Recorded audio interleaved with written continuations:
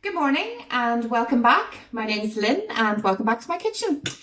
This morning I'm going to share with you the fourth of the slow cooker recipes, and for me this is probably the most versatile recipe and the one that I do most in my slow cooker, and that is making a Bolognese sauce.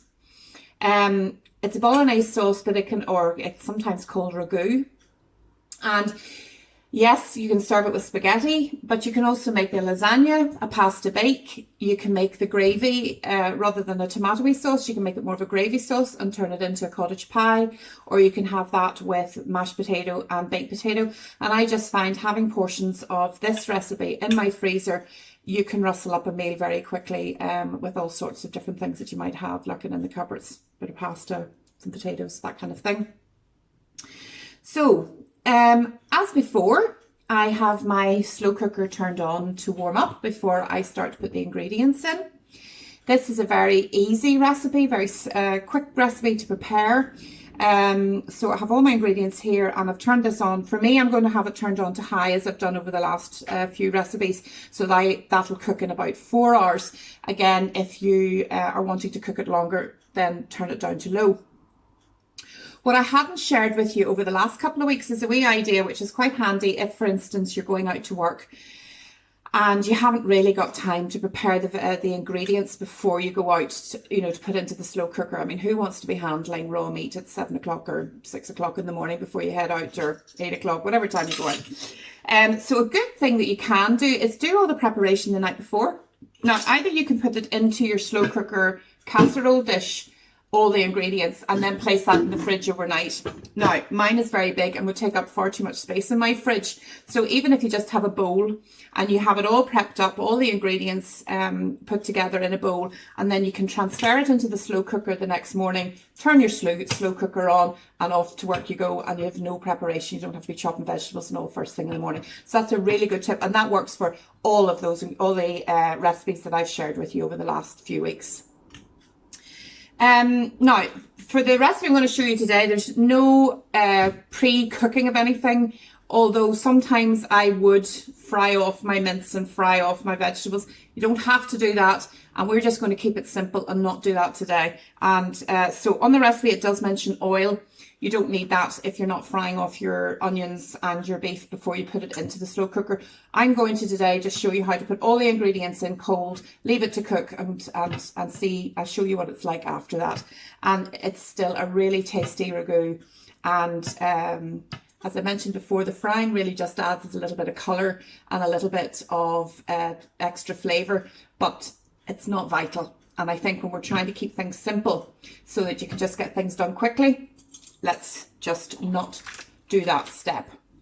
So for this recipe then, I have got 1 carrot, and I've chopped these vegetables a little smaller than I have been for the casseroles and stews, because actually with a ragu and with a Bolognese sauce, you want the vegetables to kind of soften into the gravy. Also a wee tip is, as long as your carrots are clean, you've taken any mud and topped and tailed them, you don't actually need to peel your carrots. And a lot of the fibre and the goodness in carrots is at the skin and just the layer below the skin. So I haven't actually peeled my carrots. I've literally just given them a good wash and cut them a little bit smaller, but not very fine. I've got 2 pieces of streaky bacon. It doesn't have to be streaky bacon, but it adds a nice flavour. It's not that expensive, so it just bulks out, and you can add more than 2 if you want to, just to bulk out your recipe. I've got 1 onion chopped, again, just a little bit finer than before. I have a stick of celery. Just adds a bit more flavour. You can leave that out if you feel, if the family don't like celery, and some people have actually got an allergy to celery, so that's something you can leave out if you don't want to use it. If you don't, then maybe just add a little bit more onion or carrot. And I've got a red pepper that I've chopped. I've got some mixed herbs, and I've the stock cube. Then I've also got 450 to 500 grams of mince. You can pick the lean mince, which is probably better so you don't get sort of as much fat in your recipe. You can mix it up with a bit of pork mince, a bit of beef mince, whichever you prefer. And sometimes there's deals on in the supermarkets, or you can get them, the section where they're reduced. brilliant. Have a look in there, and if there's any mince reduced, which quite often there is, I find I buy it and I freeze it, and then I use it to make ragu whenever I'm ready to use it. So maybe it's not something you're looking for particularly, but it's, you know, it's half price. So grab it, pop it into the freezer, and then use it for your bolognese at a later stage. So I've got a little bit of garlic puree. I've got my salt and pepper. I've got some tomato puree, and I have a tin of tomatoes. So that's all the ingredients we need, and we'll start putting these all into the slow cooker.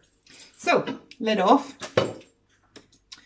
and I'm going to put in, the carrot, the onion, and the streak bacon, the celery. Whoops, I think that's going to fly into the floor. The celery, red pepper, mixed herbs, and my stock cube all in. So just a little bit of preparation with this is all you have to do is just go shopping. Just going to wash my hands there. I'm going to add in the mince. Now, the mince you know what it's like in the pack, it's quite sort of all stuck together. So you will need to sort of give it a good, break it up a bit with a spoon is what I'm trying to say. And we'll do that in a wee minute. So a good squirt of tomato puree. Again, the tomato puree adds a depth of flavour to your tomato sauce, because tin tomatoes actually on their own can be a little bit bitter.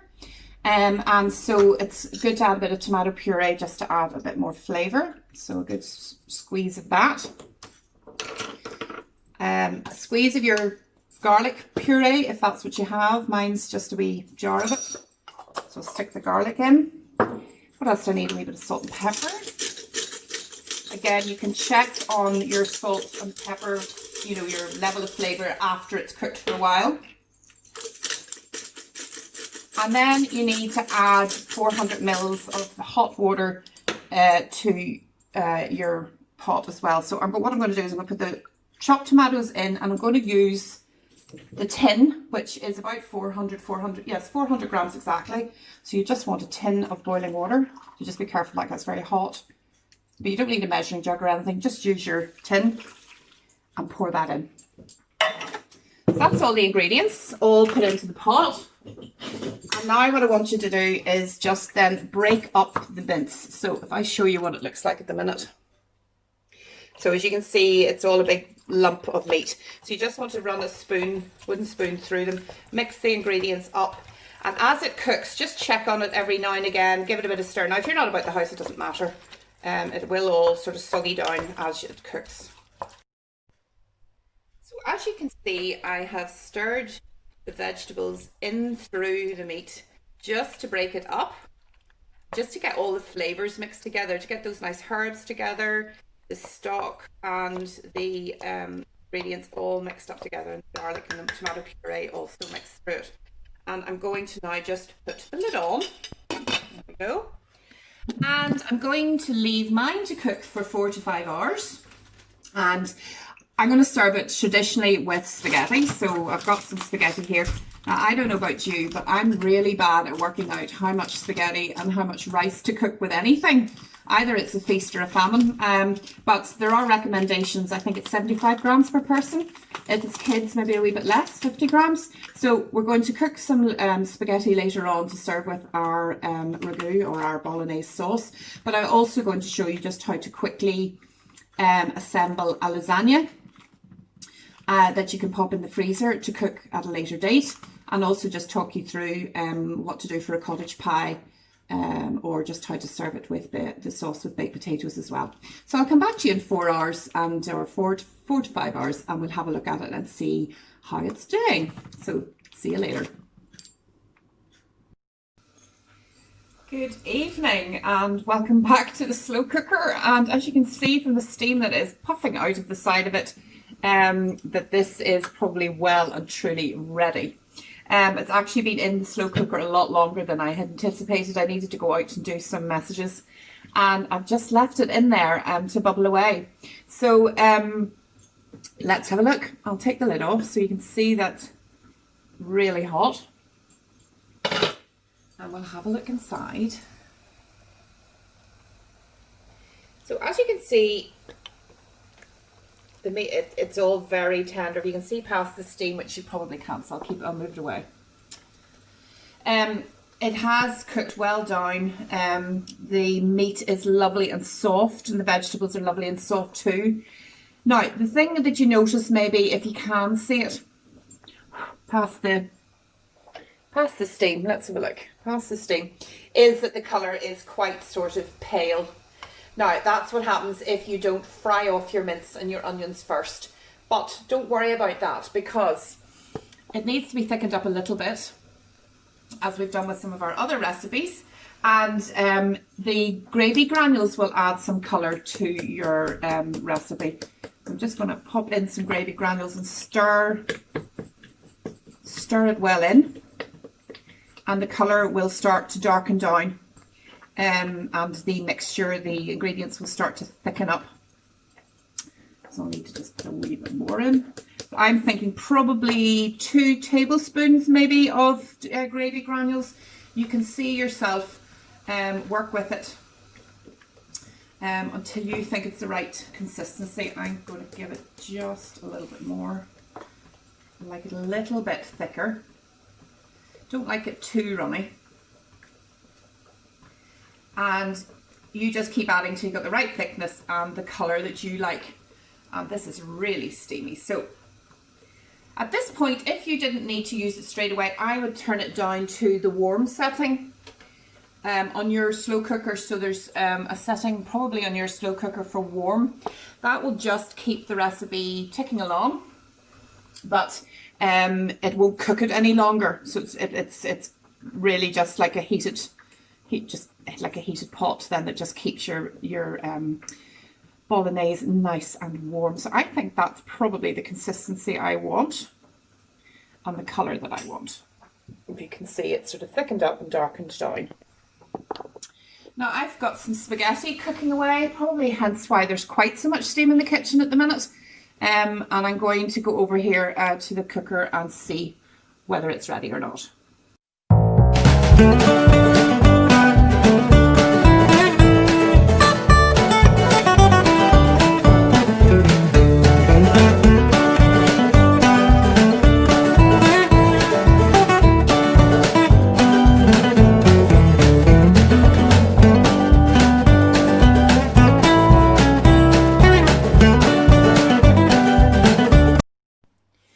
As you can see, the Bolognese sauce has cooked up really well. As you can see, also the vegetables have started to really disintegrate into it, and that's what you want for a Bolognese sauce. It's thickened up, it's good colour. I've checked the salt and pepper and it tastes really good. So I've cooked up enough spaghetti for 2 of us just eating tonight. So that was 75 grams each. So that seems to be about right, actually. So I'm glad I've followed the rules. So that was a bit of spaghetti, but don't have to use spaghetti. You know, you can use whatever pasta you've got in the house.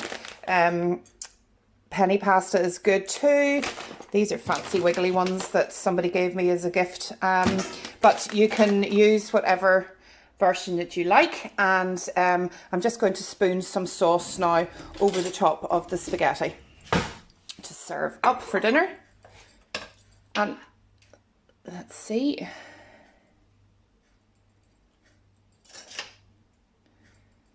You see, you don't actually need a huge amount of this. So maybe 2 or 3 spoonfuls is probably enough for one person. And then if I take it over here, I'm going to put a little bit of cheese on top. Excuse the scissors and things. So a little bit of cheese, a little bit of grated cheese to serve. And that's good to go. And I'll do the same for the other portion as well. But as you can see, there is absolutely loads with this recipe. Now that's to serve 4, but as you can see, that is going to serve much more than 4 people. So what I'm going to do is I'm just going to show you a quick assembly of a lasagna with some of this mixture. So I hope you can see the lasagna dish. So that's just a square Pyrex dish. Any square Pyrex dish will do. And for a lasagna, all you need to do then is put some of the ragu mixture at the bottom.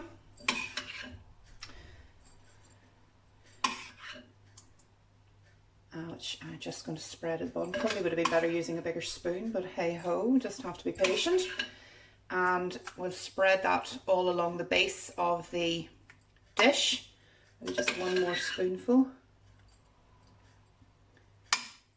go. That's lovely. Then you lay on some lasagna pieces. Now, you can buy them dried, and they're great, just they take a little bit longer to cook. I've just got some of the fresher ones, which cook very, very quickly. In this case, I'm going to double them up, so I'm going to put 3 actually in there. And I've just bought a Dolmio white lasagna sauce to use, or any other brand obviously will do. And I'm just going to pour that over, put about half of it over the top of the pasta. And then let's swap a spoon and use a bigger one, shall we? Then you put another layer of the mince in, the mince or the ragu on top of the white sauce. Now I'm looking here and I've got 2 servings out for me for tonight, and I have a lasagna here assembled which would feed at least 4 people, and there's still a couple of portions in here. So you'll have 2 dinners out of this mixture. You'll have a lasagna and you'll have enough to serve everybody Bolognese for dinner. So that's the next layer of ragu in there, and again I'm just going to repeat with the lasagna sheets, and again then with the rest of the white sauce, just going to pour the rest of it over the top. That's okay, and just spread it and make sure it covers the pasta all up. There we go.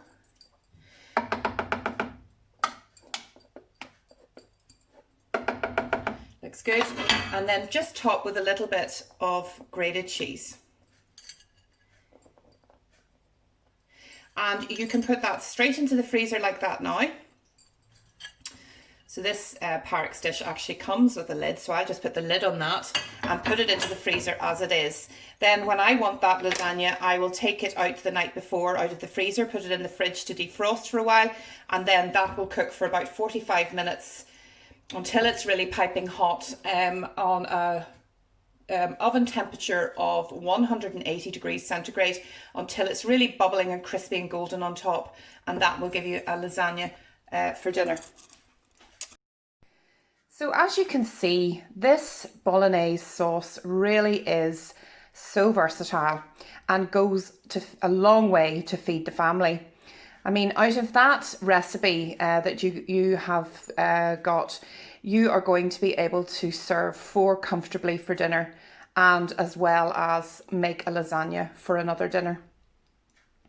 I also mentioned that you could use this Bolognese sauce to turn it into mince with gravy kind of mixture that you could then use to make a cottage pie. And what I do with that is I add boiling water to the cook pot, and I mix it and add in more gravy granules till you get a gravy around the meat. And then that is lovely, topped with mashed potato to make a cottage pie. Maybe even throw some sweet corn or some peas into the mixture for that. Or again, served with baked potato or just with mashed potato. So it's really, really versatile. And I would recommend that this is one that you really put into your repertoire and use as often as you can, because it's a cheap recipe, it goes a long way, and it tastes really good, which is the most important thing. So I hope you have really enjoyed using your slow cooker and learning these recipes, these 4 recipes that I've shared with you over the last number of weeks. I really think it is a fantastic way to feed the family easily without too much effort or preparation. And it can be a very cheap way to feed the family. And I really find it very convenient because I can leave it and come back to it without having to worry about, things burning or anything. And also you can freeze down the extra portions and have them for another day. Whenever you need a quick meal, it's in there and you don't have any cooking to do. All you have to do is microwave the sauces and serve them with some potatoes, pasta or vegetables. I've thoroughly enjoyed sharing these recipes with you, I have to say, and I'm very delighted that my freezer has got lots of meals in it. And I hope that in the future I'll be able to share some more meals with you as you grow in confidence in using your slow cookers. So really enjoy them and use them to your benefit, and get creative and make your recipes up yourself and enjoy them. Until the next time, keep cooking.